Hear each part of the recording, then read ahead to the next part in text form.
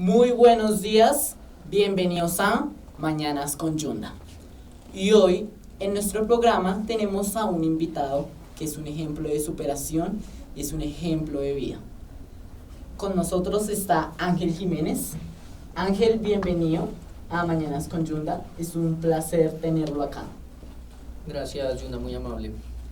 Bueno, de primeras queremos saber quién es Ángel. Bueno, Ángel Jiménez es una persona pues, con capacidades, habilidades como las puede tener cualquier otra persona. Soy en la actualidad docente, licenciado en lengua castellana de la Universidad Distrital. Soy magíster en educación de la Pontificia Universidad Javeriana. Soy una persona con discapacidad visual. A lo largo de mi vida pues desempeñado diferentes actividades y diferentes cargos relacionados pues con mi profesión y con las diferentes acciones que puede tener mi profesión. Bueno, Ángel, ¿cómo fue para usted vivir la etapa del colegio? Bueno, digamos que en la época que yo hice colegio, el tema de la inclusión a población con discapacidad no era tan fuerte, era algo que hasta ahora se estaba gestando. Entonces a mí me tocó estudiar en colegios distritales tradicionales, sin ningún apoyo, sin ninguna docente que estuviera ahí pendiente de mi proceso, sino en el aula regular con 35 compañeros más que me apoyaban. Realmente el apoyo fue más que todo de mis compañeros. Ya en años posteriores en las aulas se incorporó la docente de apoyo, pero a mí ya no me tocó eso. Ya cuando eso se dio ya había salido del colegio, ya no era estudiante de colegio, ya estaba en otro proceso totalmente diferente. Entonces a mí me tocaba con las manos, con las uñas, buscar la manera de entregar los trabajos, buscar la manera de desarrollar las actividades, el apoyo de mi familia obviamente en el desarrollo de las tareas, de los trabajos, buscar estrategias para que los docentes pudieran evaluarme, para que los docentes pudieran leer mis trabajos. Y en esa época pues tampoco había mucha tecnología, realmente los trabajos los entregaba con la máquina de escribir. Eso se iban unos errores garrafales en redacción, en puntuación, en tildes. Eso era una cosa fuerte, brutal, desarrollar un trabajo. Wow. Me causó curiosidad que usted hacía los trabajos en máquina de escribir. ¿Cómo fue ese proceso de aprender, de hacer esos trabajos ahí? Bueno, pues fundamentalmente la máquina de escribir se convierte pues en el primer recurso que voy a tener para poder comunicar o poder desarrollar mis trabajos de manera accesible tanto para mi maestra como para mí, sobre todo para ella. Para mí no eran tan accesibles, pero era como una forma de decirle de presentarle al maestro que pudiera leer lo que yo iba aprendiendo y pudiera ver mi proceso. Entonces tuve que aprenderme el teclado de la máquina de escribir, el teclado guía, tal como lo hace el mecanógrafo, que el mecanógrafo, tú sabes que no escribe viendo el teclado, sino viendo el texto que está transcribiendo. Entonces ahí me tocó aprender todo el teclado de la máquina de escribir, y eso me sirvió más adelante cuando ya llegué a manejar un computador, porque eso me facilita mucho la escritura en el computador y hace que pues sea más ágil a la hora de escribir. Sí, obvio. ¿Fue para usted fácil escoger su carrera? No, realmente no. Digamos que yo terminé siendo docente por accidente. No sí. Era mi ideal de ser docente, no era ser docente. No, se rechazó mucho hacia eso. Yo sí. Quería estudiar comunicación social y periodismo, pero pues por cuestiones de la vida no era posible. Yo vengo de una familia de origen humilde, campesinos. Mis padres siempre han sido trabajadores del campo. Pues en el campo no hay mayores recursos, y en la época en que yo salí del colegio estudiar comunicación social era una carrera que costaba 3, 5, 6 millones de pesos, sí, y ahora actualmente. Sí, exactamente. Entonces ahora mis padres no tenían para pagar una carrera tan costosa. Entonces yo dije, no, pues toca estudiar en la universidad pública, y la universidad pública pues no daba en ese momento comunicación social. Entonces me incliné por buscar algo que estuviera relacionado con la parte de comunicación, de interacción con la comunidad, con la gente, y busqué por el lado de la licenciatura y me presenté pues a las 3 universidades públicas, a la distrital, a la nacional y a la pedagógica, y en la nacional no pasé. Me presenté para estudiar trabajo social, no pasé.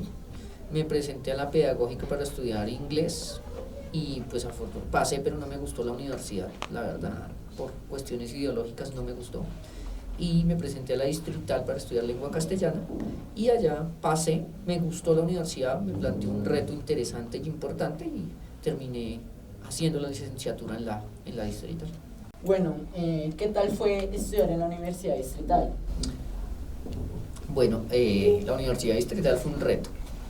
Fue un reto desde el primer día porque yo estudiaba en una sede que es muy compleja a nivel arquitectónico, está llena de escaleras, ahorita la han renovado bastante, le pusieron ascensores, no sé cómo le pusieron ascensores a ese edificio que está incrustado en una roca, pero pues le pusieron ascensores, la modernizaron, pero en la época en que yo estudiaba eran solo escaleras. Y desde el primer piso, desde que uno entraba a la universidad, tocaba empezar a subir escaleras para llegar al salón.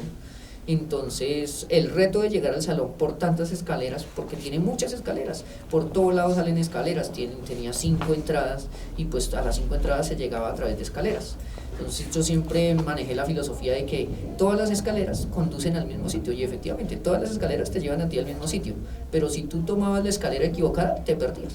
Si uno tomaba el camino una escalera que no era, terminaba perdido, y volverse a encontrar era un complique porque incluso las personas videntes se perdían allá. Tenía compañeras que iban para la biblioteca y se demoraban media hora en llegar, y era porque se les extraviaba la escalera que los llevaba a la biblioteca. Entonces ese fue el primer reto, aprenderme a mover en la universidad. Sí, uno se tenía que saber, mejor dicho, todos los caminos. ¿Cómo eran los compañeros allá? Bueno, tuve la fortuna de contar con compañeros muy amables, gente que apoyaba mucho el proceso. Desde el primer día de clase pues articulé un muy buen grupo de trabajo, entonces ellos me apoyaban. Obviamente yo siempre me he destacado por buscar la autonomía. Entonces, desde el comienzo ellos se dieron cuenta que aunque yo tenía una discapacidad, yo buscaba siempre ser autónomo, no que me llevaran y me trajeran y me hicieran y me pusieran, no, sino que todo el tiempo ellos no tenían que estar pendientes de mí, sino que yo era un compañero más y que trabajábamos a la par, que yo también podía brindarle a ellos pues mis conocimientos y podía aprender igual que aprendían ellos. Entonces eso favoreció mucho el proceso porque fue un trabajo muy recíproco del grupo con el que empecé a estudiar la licenciatura. Sí, claro, usted no se quería ver en pocas palabras como una carga, sino como un compañero, como romper ese estereotipo de las personas que tienen esa discapacidad visual. Totalmente, porque es que mucha gente ve o visibiliza a la persona con discapacidad como que es una carga que toca llevarlo, traerlo y hacerle, porque no es capaz de ir, no es capaz de moverse, no es capaz de hacerlo. Entonces siempre esa ha sido mi idea, de demostrar que eso es una falacia, que realmente uno tiene sus capacidades, tiene sus habilidades, que no hace las cosas igual que las hace el otro, sí, es una verdad, que uno no hace las cosas a la misma velocidad que lo hace el otro, es una verdad, pero eso no implica que uno no las pueda hacer, que uno no pueda cumplir con la misma tarea que hace el otro, con el mismo resultado, con el mismo producto que va a entregar el otro. ¿Usted ha sufrido en su vida algún caso de discriminación por tener esa discapacidad visual? Sí, bastantes casos en la universidad, en el colegio, en los trabajos se presentan. He tenido muchos casos. En la universidad hubo una profesora que me dijo que ella no me enseñaba porque yo era ciego. En el trabajo, estaba una vez en un trabajo que tuve antes de ser docente, estaba en un grupo de trabajo y un tipo llegó y me dijo: usted no opine porque es que usted no ve, usted no puede opinar porque usted es ciego. Entonces eso también fue fuerte, son cosas que suenan y afectan, aparentemente pareciera que no, pero son cosas que van afectando. Entonces todo el tiempo uno está expuesto a esa discriminación, el mismo hecho de que lo vean a uno como el minusválido, esa palabra peyorativa que realmente es espantosa, es discriminación, como que el diferente, el que no puede, el que no ve. Entonces desde el mismo concepto uno siente la discriminación. Sí, hay muchos casos que se han presentado siempre de discapacidad visual. ¿Usted qué piensa acerca de eso? De ¿por qué pasa mucho eso? ¿Por qué hay mucha discriminación por parte en esos ámbitos? Por el desconocimiento de las personas. La discapacidad es algo que tarde o temprano nos va a llegar a todos, eso está más que comprobado. Con el ritmo de vida actual, con los hábitos de alimentación, los hábitos que tienen las personas hoy en día, tarde o temprano nos va a llegar la discapacidad. Entonces no nos podemos resistir a ella, por un lado. Por otro, el desconocimiento que tienen las personas frente a la discapacidad es lo que hace que se discrimine. Muchas veces la gente lo hace inconscientemente, porque lo hacen es como por la lástima, como que, ay, venga, lo ayudo porque es que usted no puede, pero lo hacen con ese buen corazón. Pero es que el buen corazón no es pormenorizar al otro, no es dejarlo a un lado. El buen corazón es, oiga, venga, usted ¿qué necesita? ¿En qué le puedo colaborar? Y ya, o sea, no es ver al otro con esa diferencia, sino valorarlo primero que todo porque es persona, sobre todo por eso. Uno de los mayores riesgos de las personas con discapacidad visual es viajar en Transmilenio. ¿Qué tal ha sido su experiencia viajando en ese medio de transporte tan masivo que es? Bueno, es riesgoso, realmente a las personas videntes les han pasado accidentes, hay gente que se ha caído, hay gente que se ha resbalado y ha terminado arrollado. Entonces imagínate, para una persona con discapacidad visual pues el riesgo es aún mucho más alto, sobre todo porque el estado de las estaciones es deplorable en algunos casos, la gente es indiferente, cada quien va por donde va y no mira al otro, no mira las particularidades del otro, si tiene que empujar pues empuja, si tiene que pasar por encima del otro pues pasa. Entonces imagínate el riesgo que uno corre cuando uno está en una estación, cuando uno está en un Transmilenio, porque pues son aglomeraciones de gente enorme y lo invisibilizan a uno. Ángel, ya para finalizar, ¿qué mensaje usted le gustaría dejar acerca que las personas cambien como ese estereotipo de tener discapacidad visual, de que no lo vean como una carga, sino lo vean más como algo que es algo normal en la sociedad? ¿Qué mensaje usted le gustaría dejar a todas esas personas? Bueno, primero que todo que uno es persona. Por encima de cualquier condición que tú tengas, discapacidad, religión, raza, color, cualquier cosa, por encima debes reconocer es que somos personas, somos seres humanos con errores, con cualidades, con defectos. En segundo lugar, que a pesar de que se tenga una discapacidad, eso no nos hace ni menos que el otro, ni diferentes al otro, que obviamente uno requiere ciertas condiciones, ciertas particularidades, sí, es verdad, pero no por eso nos tienen que mirar o como el ser supremo, así muy visión clásica, porque eso es lo que se evidencia a través de la historia. Por allá en alguna época la persona con discapacidad era un ser extraordinario y eso es un ideal que aún se mantiene aquí.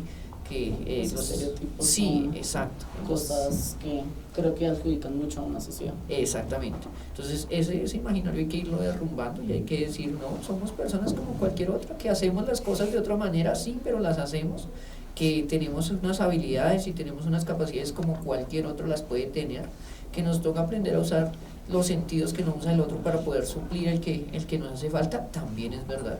Y por eso llegamos y podemos hacer las cosas porque suplimos el sentido que nos hace falta, pero no somos ni diferentes, ni somos más, ni somos menos, somos como cualquier ser humano, tenemos errores, tenemos cualidades, tenemos necesidades, pero en términos generales es vernos como eso, como personas.